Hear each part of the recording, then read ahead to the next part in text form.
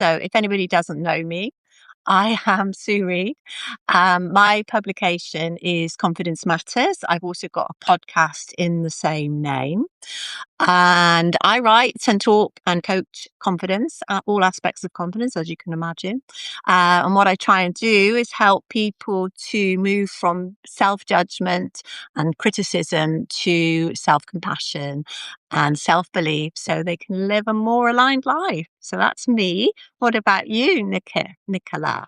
What about me? So I kind of do the same thing. I work as a therapist and a coach. I've been in the business for over 30 years with some time out for good behavior. But I then fell back into it because my mum was a counselor, and so I've always worked in the therapeutic industry. I've lived and breathed it, kind of thing. So it was very normal for me to be around that environment. Mm. And I think a lot of people kind of have been around, or have kind of had therapy themselves and ended up in this working environment. So my Substack is connected to self, and I realized kind of not so long ago that I had no idea when I named my business why. It just came to me. And I think that was because I'd spent through my own experiences quite a lot of time disconnected from myself. And I think that's something that we can often experience, but have no real idea how disconnected we are at the time. Yeah. So I've got a Substack. I'm a huge writer. I love to write. I've written a book for someone else. I've written various things for myself. I've written for newspapers, etc. And I love to write. It's my best form of expression, for sure. Even if I'm not writing an article, then I'm always doodling and journaling and just getting things out. So I think that's why Substack's so amazing, because like with the notes and things, sometimes we're just getting things out, aren't we? And things pop up, and it's nice to just kind of express. So I work with people that are disconnected, that suddenly realize, I'm disconnected, I'm not aligned, as you say. And I help them not only with the mindset, with letting go of the past, but also the energy behind that. Mm. So they can feel kind of connected and feel whole in themselves, because for a long time I worked with people just on the mindset, and then I realized through my own experience that it's not just about the mind. We are whole beings, Yes. Yeah. and we have to address every part of ourselves. Yeah. So I do that now. I do Yeah, that I mean now. that's so true because I worked in banking for years, so I've not been in Yeah, 30 years. I've only been doing it for about 5 or 6 years now. yeah, Because I had a career and then retired early, so I thought, okay, what shall I do now? But I think because when I started, I thought confidence is a good area for me because it's where I built up my own confidence from yeah, not having any at all after like a toxic marriage, bad relationships before that for a long time. But what I've realized over the years of doing this is exactly as you said, you don't just focus in on one area really, because you have to look at the whole picture because, people, especially now, have all sorts of issues going on. yeah, I'd say confidence, but now this year I'm focusing on themes for each month for my posts sure. and my notes and everything. So I've gone from living with intention to self-compassion to boundaries last month. And this month, I'm looking at conversation. So having confident conversation, not just how to have a skillful conversation. So how to communicate in a skillful way, because that's a great skill to have. But if you haven't got the confidence in the first place, if you don't feel safe to speak out, then that's not going to work. So that's your starting place. You've got to get that confidence first. Yeah, for sure. Absolutely. It's really funny because, talking about speaking with confidence, having a confident conversation. I did a workshop at the weekend that I've not done for some time. I used to do them all the time and have group meetings and all kinds of things, because I like being a part of a group. I like that dynamic, that energy when everybody's got the same intention. It's such a nice experience. But I'd not done a workshop for quite a while, and the numbers kind of grew unexpectedly, but wonderfully so. And it was in a new location. It was a new group that I've created with a friend. and I found myself quite daunted the night before. Mm. And having had the skills and worked through public speaking through Toastmasters, which I did years ago, I was able to draw on that experience and those skills. And ended up being very excited in the morning. But, for someone that's kind of just moving into a new business or having a new relationship or a new connection, then, it can be quite daunting, can't it? And we can go with the best of intentions, but, we get all tongue tied and kind of, Yeah. stressed and sweaty and kind of, and it's hard, isn't it? Because then you want to portray yourself as your best, and you can often come away and think, well, I don't even really think that I express myself in the best way. And so I think that'll be a great one. So I think I'm just going to pull the blind down because you can see I've got lots of little light splashes all over me. Because it's very sunny here in Spain. I'm not Oh, bragging, you're but it is lucky. very sunny. I We know. we had a really hot day yesterday, but I think that was it. That was the summer. Yesterday was the summer. Well, normally it's really nice in the UK Easter, and it's really terrible here. And it was my birthday, as you know, yesterday. Oh, yes, happy And birthday it's yesterday. Yeah. cute, such a beautiful day, so sunny. And normally it rains, and I never make any plans for my birthday, so it was a nice thing yesterday. But yeah, we've got great weather at the moment, so we're very lucky. Okay, so, well, the reason that we're doing this live today is because you've had a lot going on. And from what the very little I can gather from reading your I can't remember your last post or your last note, but there's some good and some bad mixed in there, or some good and not so good. So tell us what's going on in your life then. But I think the the the thing that I wanted to kind of speak about the most was the fact that first of all, I wanted to express, and maybe a lot of coaches, therapists, counselors, whoever's listening, or just kind of in the self-help environment.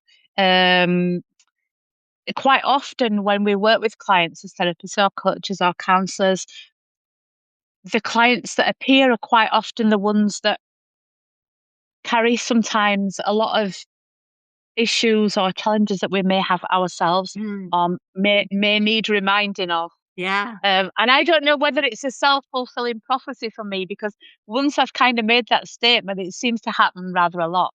So a couple of months ago, I was going through some quite big challenges in my life, in all areas. And, as someone that's kind of worked in this field for a long time, I'm super aware that when this comes about, it's because our inner vessel needs to expand and we're resisting. And so life puts on more pressure. So I got the pressures in all areas. But I had the desire to level up. So it was kind of a conundrum, because I had the desire to level up, but at the same time, I was resisting the You leveling go up through the to some pain. extent. Yeah. Absolutely, because because I was just in that place of, I don't want to feel uncomfortable, but I want to level up. I don't want to, so I'll just do a little bit, as you do, just little bits, just kind of enough to feel like I'm making some changes. So what happened was there was kind of like quite a lot of breakdowns, a lot of areas. So predominantly in my business, but also my relationship needed to change, and my environment, and all sorts of things. So that kind of came about at the same time as I met my new client, Aidan. And Aidan came to me. I think that's the post that you probably saw, that I wrote about Aidan. Yeah. We've all got Aidans in our life. Yeah. Um, and Aidan came to me and booked for the identity program that I do, which is 12 weeks. And proud to say that he, um, God, it did so incredibly well. It was so wonderful. And only needed 4 sessions and is finished now. So it's amazing, amazing. However, Aidan came to me in our consultation. He was very rigid. He was very fearful. He was very scared. He was scared of me, which is, it's not something that kind of I imposed on him. But he was terrified because he knew, as much as he wanted to change, he needed to change, that he was going to have to push through some really strong resistance within himself. And that was exactly what I was going through at the same time. So it was ironic. His business was doing quite well, but he had a really outworn mindset, had challenges with his the masculine energy within his family, just expected constant rejection and just very, very fixed. His expectations, I think that's one of the key things that I took from my time with Aidan, was his expectations were always very low and very poor for himself, Mm. even though he desired to achieve quite a lot. So as I was coaching him, I came to the realization, which I've done many times before, that was actually just speaking to myself. And I'd love to hear about anyone that does coaching, and maybe you can share some stories as well, so about how we need those reminders in our lives. And I think the huge thing for me was that I realized that quite often we can get stuck in this place of um, comfort that is contradictory to what we desire. And that can simply be because it's such a big challenge to break through, not just to the next level. Sometimes the discomfort can be only a little bit because we can move up. But when you get to a certain level, in order to go to the next level, there's big jumps that need to be made. I've been doing certain things for a long time within my business. Very easy things. Doing marketing, talking to people, doing some kind of podcasts, doing videos, writing. And that was my comfort zone. That's what I Yeah. did. I'd do a few workshops and just kind of float around. I was also very comfortable in my relationship and where I was living. So my partner, is very successful. And so everything was so comfortable. Mm. So the resistance wasn't just within myself, it was within my environment. There was no pressure anywhere. And I realized when Aidan came along that he had pressure. He was feeling the pressure. And I needed to put myself under that pressure. And so I did that through Aidan, which is quite remarkable. Every word that I spoke to Aidan, I was speaking to myself, Mm. and that was quite uncomfortable. It was quite uncomfortable because not only did I have to hear it, what I had to do then is I had to go and apply it. And as we know, we're so good at going, this is what needs to happen. Yeah. But then actually moving into that place was so difficult. So within that time, my relationship broke. Oh. Yeah, we're now back together. Oh. My relationship broke. I actually moved out. My business hit a huge landslide. My clients normally rotate. They were falling away and nothing was coming back because I was coaching Aidan, but not applying completely to myself. Mm. And so because I was resisting that discomfort, because I knew it wasn't this time, it wasn't just a small level up. So it was a big level up because um, I have huge ambition that was hiding behind the fear. Some people, I mean, I've worked at a level for such a long time that was kind of in the middle, a nice flow of clients, um, a nice amount of money, scaling my money steadily, and everything was just moving in a nice way. But again, like Aidan, I needed to achieve what I want to achieve. Takes a lot. So whilst I was coaching Aidan and having all these breakdowns and breakthroughs, um, God, literally every element of my life. And on top of that, I had my eyes operated on as well, so I couldn't see. So it was insane. Yeah, it was everything fell apart. Even my eyes, it fell apart. It's insane. I realised that I had no choice but Mhm. to level up because there was no other alternative. I'd been sat in the alternative, and now almost like my soul was screaming at me. I'd been hammering at my ribcage, and even in dreams and things like that, it was insane the amount of subconscious that was coming up. It Mm. was like, we will literally, I don't know, we is the soul, the universe, Yeah, whatever, yeah. we will break you. And did it break me? No, but it created a fear in me that I would completely, every part of my life would break down completely because that's the way it was going. And the wonderful thing is that if it hadn't have been for the fact that I hadn't had Aidan around, then I wouldn't have been speaking so clearly about what someone needs to do when you're in that position. And that was such a gift, such a blessing.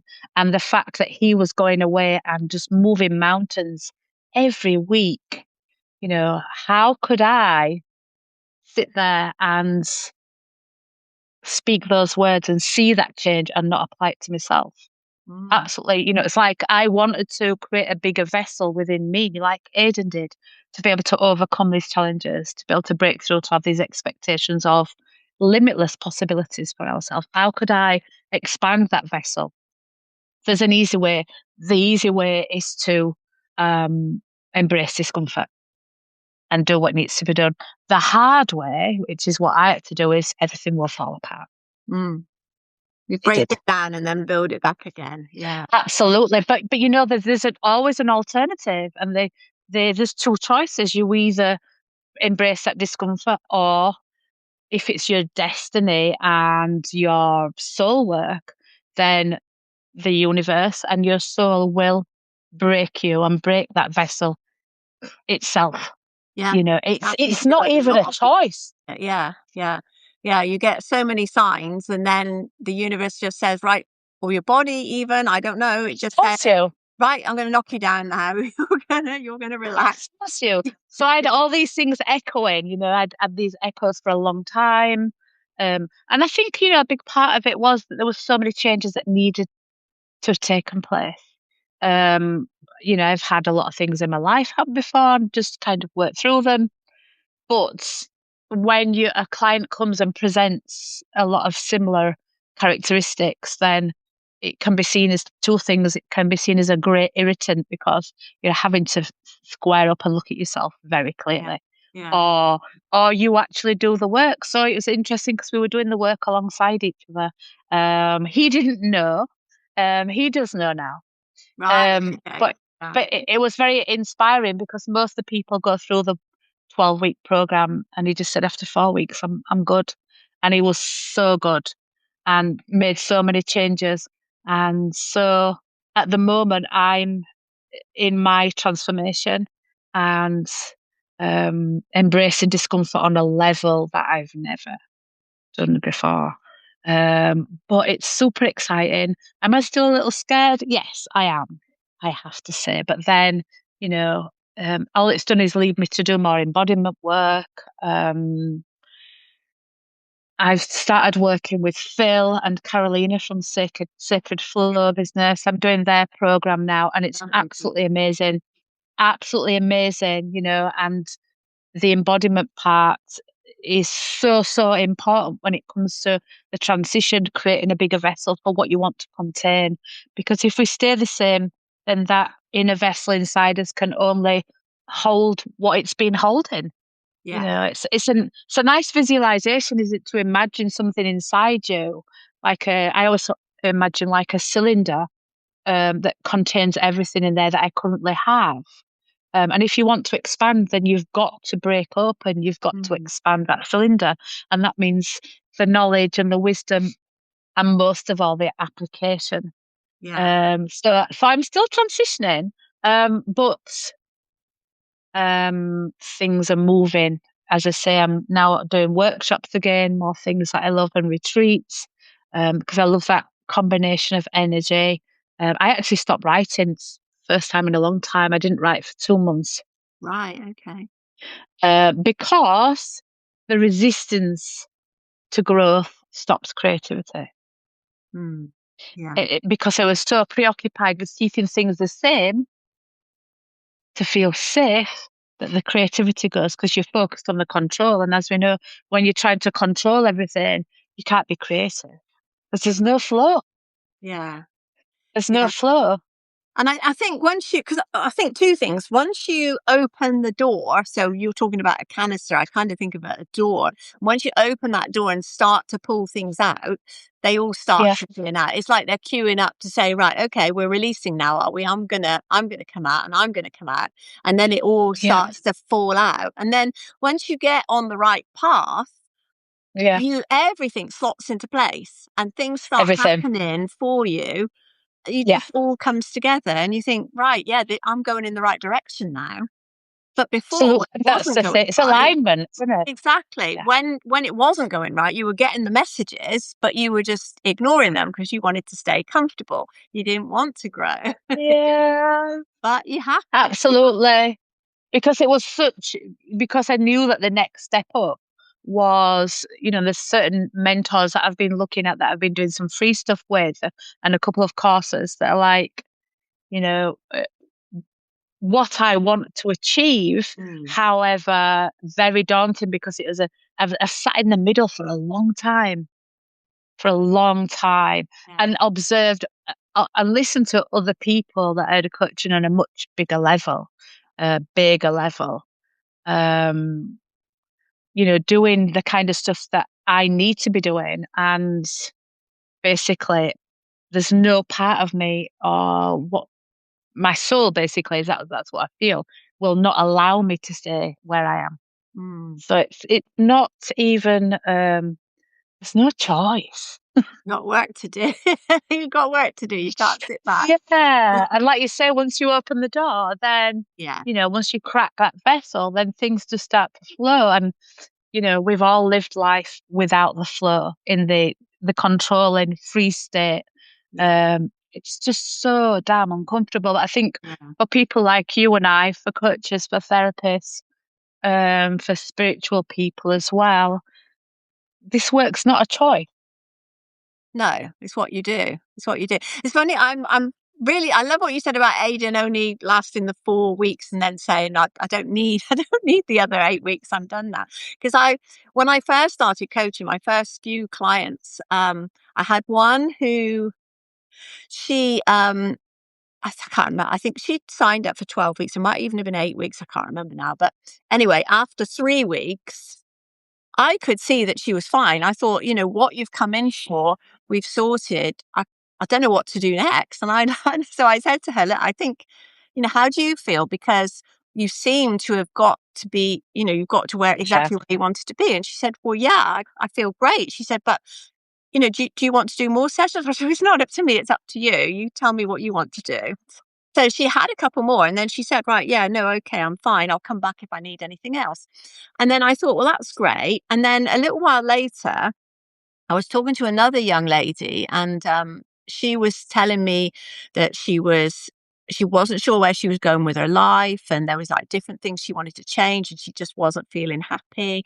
And so we had like our discovery call and then we arranged to start her sessions and she contacted me and she said, I'm fine. She said, I don't need it anymore. I'm like, what? And she went, well, just that conversation with you. She said, everything started to click. And I thought, I know what I'm going to do. I'm It's going to leave my perfection. job. I'm going to do a university course. I'm going to do all these different things. She's got a completely different career now. But just from half an hour's conversation, she sorted her own life out. And I thought, I'm doing something wrong. And then I thought about it again. And I spoke to my supervisor and she went, of course you're not doing something wrong. You're doing something brilliant. You're helping these people. You've got to you can look at it from two sides. You can say, well, okay, that's money that I didn't get, that I could have got, which a lot of coaches would say. Or you can say that's somebody that needed help, but she didn't need huge guidance. She just needed somebody to give her the okay permission slip that you can do this. And so she went and did it. So actually, Yeah. after that, I thought, what am I here for? I'm not actually here to earn big money because I've had my career. I'm here to help. And that's exactly Yes. what I'm doing. And so Yeah. started looking at it a different way. Absolutely. And it's really interesting because when I mean, obviously I market to a niche within reason, because obviously that expands out and expands out. Yeah, yeah. But I do a niche, and it's more about identity for me, holistic as a whole. But I think what's interesting is even now, and my niche has changed over the years quite a lot. The interesting thing is when we look at our clients, we've attracted them Yeah. on some level. They've resonated with us either through energy or through reading an article or through a video or whatever. There's some resonance there at some point. And so whoever comes is right. And Yeah. so it's right, whatever, and if it's not right, then they go. Yeah, exactly. And it is that simple, isn't it? It is that simple. Yeah. It's like, and if I look at a client that's difficult, like for example, if I was scaling my prices, for example, or scaling up my prices, that this can be quite a challenge for quite a lot of coaches that I know, and for myself when I was starting. Um, what tends to happen is you get that discomfort, you get that resistance, and then you've got to look at your belief systems. Do I believe that I'm worthy of that? Do I, what's the resistance that? Why can't I just do it? And you will scale and then you move into a different bracket. And what will happen is the people that resonate will change Yeah. because Yeah. it's all about alignment. It's all about resonance. And when you can trust that fully, it's so nice. It's like when Aiden came, I was like, oh, great. We had, we had the discovery call and I was like, oh, great. That's just made me really uncomfortable just having that call because I'm speaking to myself the whole Yeah. time, Yeah. and I think it's so healthy to be able to reflect as a coach that for your clients or for your audience that there's never, we've never done.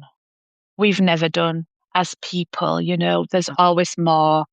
We might be allowed a little plateau for a while to enjoy where we're at.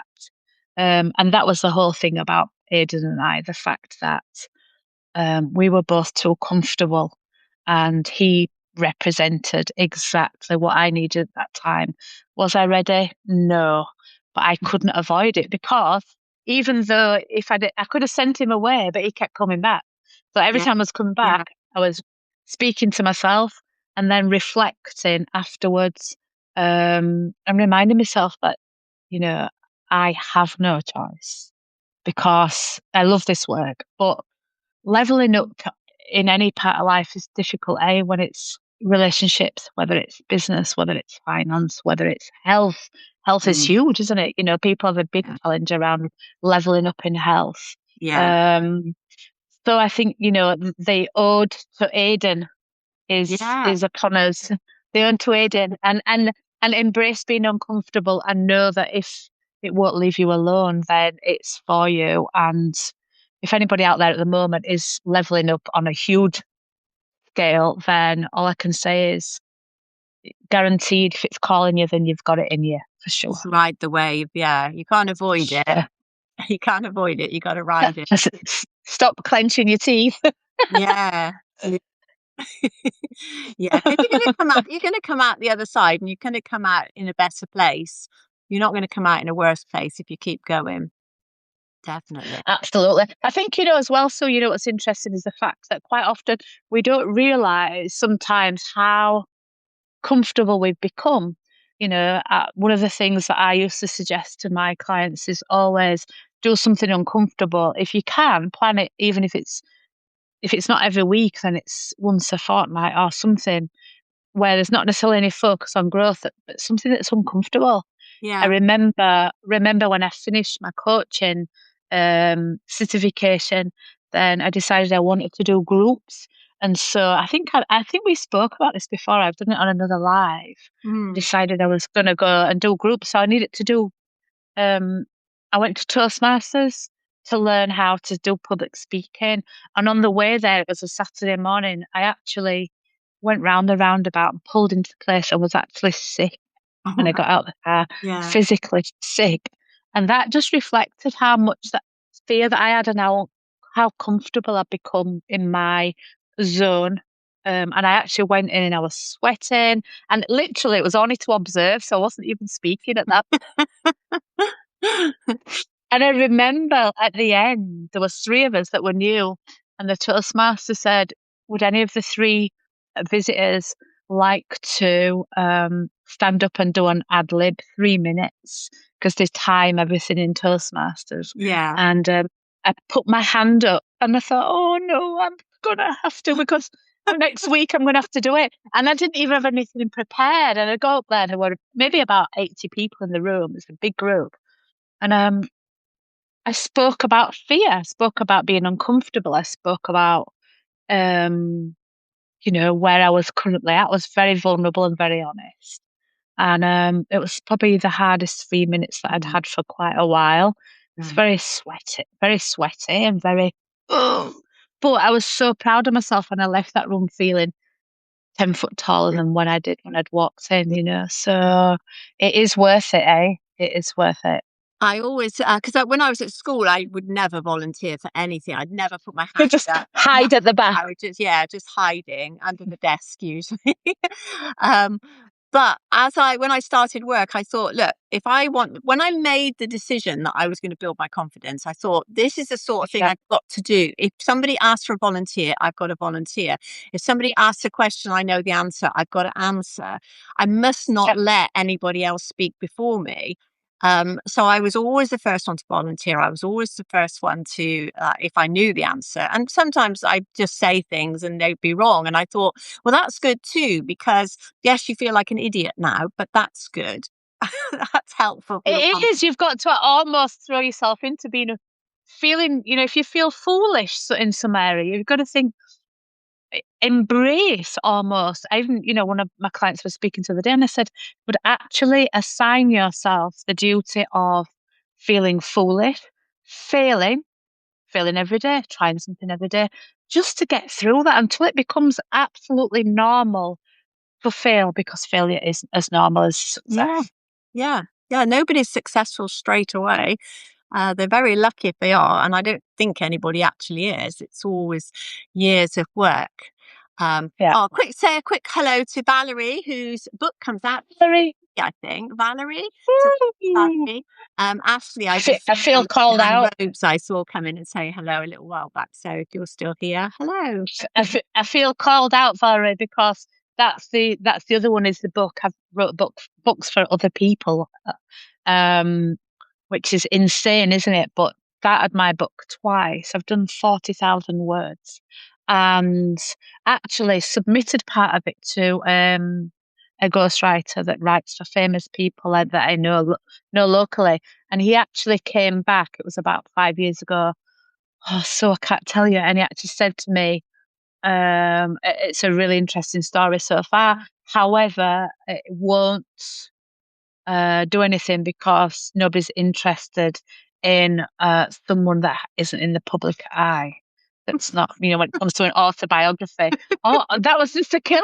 That was a killer for me, you know. It's like 40,000 words in, and it's like, there's no point.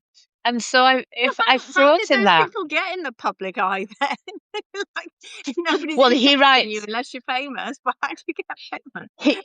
He writes for people that are like actors and things, and Right. so he does their autobiographies afterwards. So that was his call, you know. But that really wasn't what I wanted to hear at that moment. That's Obviously, not very nice for a start. it wasn't, and you know, it was the hardest thing. That you know, my story is very personal. It's very vulnerable, Yeah. extremely vulnerable. A lot of vulnerability in there, which I promote all the time and try to be vulnerable every day because it's the easiest way to be uncomfortable. Um, but yeah, I'd given them that with the and exposed myself, and to have that comeback was so harsh. However, um, I will be writing the book and I will be finishing it this year. So And go back when you're famous and say, well, am I good enough for you now? Because anyway, I'm not going to yeah. hire you. I just want to. No way, no way, no way. I'm good enough for me. That's enough. That's enough Yeah. for sure. But you know, isn't it? It's interesting how you know we have to be careful, not just as coaches and therapists, counselors. Everybody has to be so careful if we consider the fact that you know, we're fearful about things. We have challenges that we have to push through, and it's so difficult and challenging at times. But we have to have that awareness that most people are going through that, especially at the moment. Yeah. Energetically, there's lots of changes being forced to happen, and so you know, you're talking about like kindness and self-compassion, yes, for ourselves, but also in how we deliver to other people, people that are really being challenged with pushing through their comfort zones, and because there's an energy at the moment around having no choice, we are being forced to up level, upgrade ourselves. We've got to And get stronger as a people, really, haven't we? We've got to get stronger as people. We're taking so much shit. We've gone completely off subject now. But yeah, we have. we've got to be stronger, and we've got to stand up for ourselves more. And again, this is what we do. We help people with this sort of thing to get more confident, to get, more aligned with what they truly want in their life, with their values. Power in them to know that they can, because we've been so Absolutely. disempowered for so Yeah, long. Yeah, for absolutely. sure. Yeah. But that needs a lot of care, doesn't it? Because we have to be more sensitive around the fact when we speak to people right now that they are going through their own challenges. People are having to level up. There's Yeah. no other choice because we don't want to live the way we live in. So that again, being considerate of how other people are being challenged in their comfort zones. Yeah. So, think of Aidan. Yeah. If Aidan can do it, we can do it. Everybody can do it. Yes. Yeah. Yeah. And bear in mind, when people talk to you, sometimes people can be quite abrupt with, I used to find Direct, at work, yeah. I used to say to the young people at work, when people are rude to you over the counter, they're Yeah. not being rude to you. They might be angry with the company we work for. They might have Personal. something happen in their life, but it's not you personally. So don't take it personally. Just keep calm and do your best to help them, because you don't know what's going on. You can't, because they'd be going, "Oh, that woman was so nasty," but you don't know what's going on in her life, so you can't say You things like, know, it's so funny that you mentioned that. So because I don't like to put myself in a box, but would class myself as a highly sensitive person. "Mm, Um, mm, Absolutely. And so when you've got that extra sensitivity, which I have to say makes us amazing for this kind of work because we're very good at reading cues, yeah, slight changes, everything, we can feel people. Um, but the other side of that is we can, if we're not careful, fall victim ourselves to reading all these environments, these changes in people, their attitudes, etc. People are struggling at the moment and see it as being personal. It's something that I kind of, especially if we've suffered from some criticism in the past as well, that sensitivity is heightened. And I think we just need to be nicer, in general. But like you say, people's behaviours often reflect of what's going on internally. People yeah, are not coping and they're not considerate of how other people perceive it. That was one of the things that I worked quite a bit with Aidan, was about expectation. When you've got an inner narrative that is aligned with expectation of rejection or criticism, you will find it and you will see it even where it isn't. And one of the things that I worked through with him was something that, I love to do.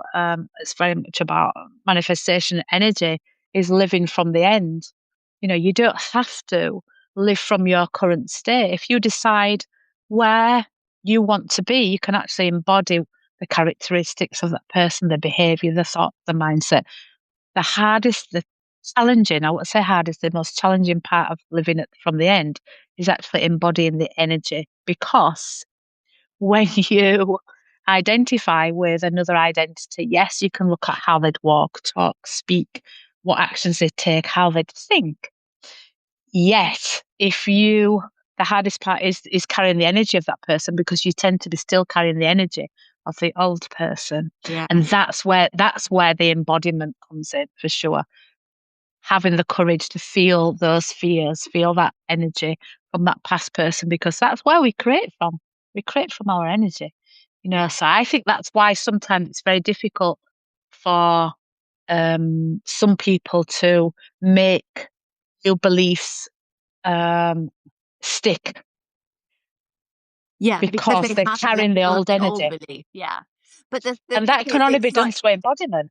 yeah, yeah. I always look at it like, when you're trying to change your beliefs, you need to walk a new path. So I always use the analogy of a field and walking across a field. So you've got a gate on either side, and it's a shortcut into town, if you like. And you walk across the field, so does everybody else. And gradually you get a worn down path. So that's your belief. It's worn down, it's in your brain as a neural pathway. And you want to have a new belief. Well, you cannot put the grass back on that um, No. pathway very easily. So what you do is you move the gates 2 foot to the left or right, and you start walking down that path instead. So this is your new belief. So that will get stronger and stronger, but the old belief is still going to be there until the new path, the new belief is strong enough to take its Yeah. place. So you have to keep bearing in mind that you might keep flipping back from time to time. Absolutely. And that's what can put people, put people Yeah, in that in a certain place. And because there's comfort in that old story, even if it's not where you want to be, you know it. it's You for know me. the results, Yeah, even though it's not delivering anymore. It's so difficult to expand at times because, as you say, you have the moments of, oh, and especially when it comes to energy, because we can think a thought, but when we actually fear something that's very deeply ingrained, that's what will push us back to returning to that old familiar. yeah. So, for me, it's so important that we work with energy. And as I say, for anyone that's listening that wants to do that, the embodiment work that Phil and Carolina do and Sacred Flow is absolutely, absolutely amazing. And it's exactly what you need, because quite often the feelings can be so powerful that we need guidance with that. So the body, isn't it strange that we've got this little thing that we live in, and yet we've got all this? Yeah, we ignore. Right, absolutely. I did the workshop on Saturday, and I was like, where are we all living? And everybody was going, we're living here, and I'm like, this is the smallest area. What about living in here? And it's amazing sometimes when you ask people, you know, what do they feel? They'll often say, I think, Yeah, yeah. I because think. they're not used to defining an emotion. How does that feel in your body? People are just like, Yeah. I Yeah, don't, what do you I mean? don't What do know you what mean? it feels. What do you mean? And how to feel. You've got all these nerves and all this energy, and yet because it's not always a safe place. And I think Mm, that's the biggest reason why sometimes we stay safe in our behaviours, because me for certain, and definitely Aidan, we did a lot of breath work and things like that to enable him to move through his challenges. And I think, to just ask yourself, how safe do you feel mm. in your body? And what are you feeling in your body? Most people will not be able to answer. And if you can't answer, that's a definite definition of the fact that you have been looking here for all the answers. And yet Yeah, yeah, your nervous system and your intuition is what lives here. yeah. I mean, your nervous system is so important. Your nervous system is going to tell you everything if you listen to it, but it will, it will send you messages all the time. Yeah. Definitely. And it's the breathing, isn't it? Sometimes most of my clients, I'll say to them, how do you breathe? And they'll actually, when they focus on it, they're kind of, Yeah, they're in survival, they're just teetering on the edge. Whereas sometimes just breathing, it's crazy, isn't it? Just breathing a little bit deeper, and you just think, oh, actually, I feel okay now. I feel able to push mhm, through that challenge. yeah. That was me. I was Um, a very shallow breather a I long think a time. lot of people I'm very hunched up all the time. I had to remind myself to put my shoulders back. I still do. I have to think, stop, put your shoulders down. they creep up, don't they? Like their Yeah, earrings, they just creep up, and you think, yeah, yeah. oh no. I don't know. Do you have a regular kind of practice still for breathing and that kind of thing, a daily practice? Yeah, breathing, Yeah, meditation, yeah, and my little movements in the morning. absolutely. It's for me being in the body. I'm a very, as I say, sensitive feeling person, and so for me, being in my body is so important when I go into like analyzing or whatever, because the feelings are so intense. I try to work them out from my head. Yeah, And I was speaking to someone the other day, who was similar personality type to me, and I was saying, the simple solution is, if within 20 to 30 minutes, if you can't find a solution and you start to ruminate, you're going to create more tension within your body. You either go and breathe or get into your body, just get out of the house and move. yeah, and come back to it. It's a Just tell thing. yourself, right, I'm gonna put this worry or whatever it is to one side. I'm gonna go for a walk or do some breathing or do something completely different, and then I'll come back to it, and then I will spend 10 minutes on it and no more, and do that, like journal or have it in your head, but only spend that 10 minutes on it, and you'll find the answer, because your brain will think, "Okay, well, we better get on with this then." You'll find the answer To for clear you. Exactly. And the thing is, when you move into the body, you clear the energy. You Yeah. clear the pathways for it to be able to come. Yeah. And it generally comes from your body because Yeah. your brain your brain has no interest in happiness for a start off. Doesn't It understand what has, it is. it It's neutral. It's doesn't like care. it deals in facts. Well, not even facts. Exactly. That's half of it. Survival. It's like, let's just keep all these things working. And that's why we get stuck because we do this, let's keep to the old routine because we've kept alive with that. But when we want to grow, the brain's like, we don't need that. We don't need that. We just need to keep doing what we're doing because that's helped us survive in the past. So I think that's one of the things that I think is so important to always remember is your brain has no interest in your happiness. And if happiness means to you growth and doing what you love, then you're going to have to ignore it and go into your body because your body will be going, yay, yay, just move. Right. Well, let's go full circle now. Then let's get back to your transformation. So now, would you say you're out at the other side now? And where are you going to go from here? What's the plan? Okay, so at the moment, as I say, I'm working with Phil and Carolina, so I'm doing a lot of embodiment work to allow my vessel to expand, which is a challenging process because, as I say, I've lived at this level for kind of so long, and where I want to go next is a huge step. It's going to take a lot. So basically, I'm kind of now in the place of I'm very clear about what I want to do. Very clear about the direction. And so now it's just the embodiment stuff. So basically, I'm starting to get more disciplined with the things that I need to do to take me to that place. So as far as the business, that's ongoing. It's going great. I've got the whole year planned for monthly workshops and retreats. I'm also doing, yeah, so that's fantastic. All in place, all sorted. So that's good because that's something I'd be like, kind of like, oh, I'll just do it whenever, but I'm really good with my planning now. I've got a full day business energetic workshop lined up, which is amazing. I've got now back to my writing and the discipline around that again, which is just something that I love so much, and changed my mentality around that and what I want from that and what I want to share with that. Um, so that's kind of in place now. As far as the relationship's concerned, we're back together and everything's going really, really well. And flowing because I'd stopped the flow and that's what happens. But the resistance to growth stops the flow. So, but I wasn't creative in my relationship. I wasn't creative in my business. Everything was just dull and flat.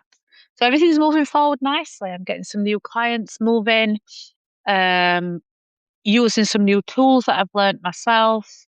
So I feel like I'm in such an amazing place where I was only 4 to 6 weeks ago.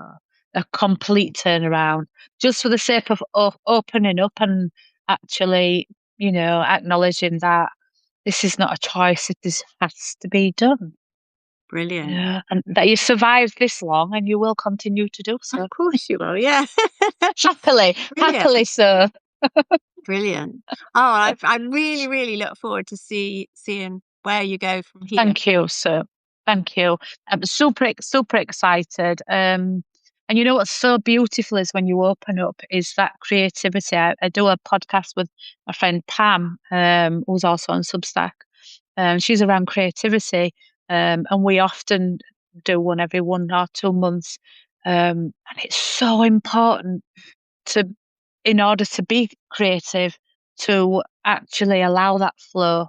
And the one thing is, if we're in resistance or we're holding back from some growth, then it will stunt the creativity. And, if we are creatives, then we can't afford that.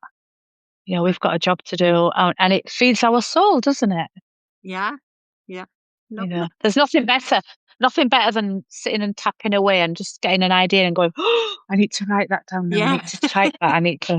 Yeah. It is the best. Who needs, all right, we need to be subsidized for what we're adding to people's lives. But at the end of the day, it's such a blessing to be so joyfully creative and Yeah. have that gift. It's Lovely. wonderful. So yes, I'm writing again. Brilliant. Wow, brilliant. That's really good. So we look forward to watching your progress and reading what you Thank you. Thank I you said so much. hello to Flora, who joined So, just shortly, a little while ago. That's what I'm trying to say. Getting late for me. Anyway, end thank of the you day. everybody for being here. Thank Thank you, you, Nick, guys. for being my guest again, second time. So, And I think it was about a I year know. ago when we did our first one. Oh my God, that's insane, isn't it? It was That's March last. insane. Really. Wow. So lots of changes for both of us, but both amazing, and we're both still here and loving it. And I think everybody will agree Substack's just the amount of Yeah, support and yeah, intention and beautiful work that's coming out is just amazing. So yeah, blessed to be here. Thank you. yeah, yeah. All right then. Bye, everybody. Take care. Bye. Everybody. Bye. Bye, Sue.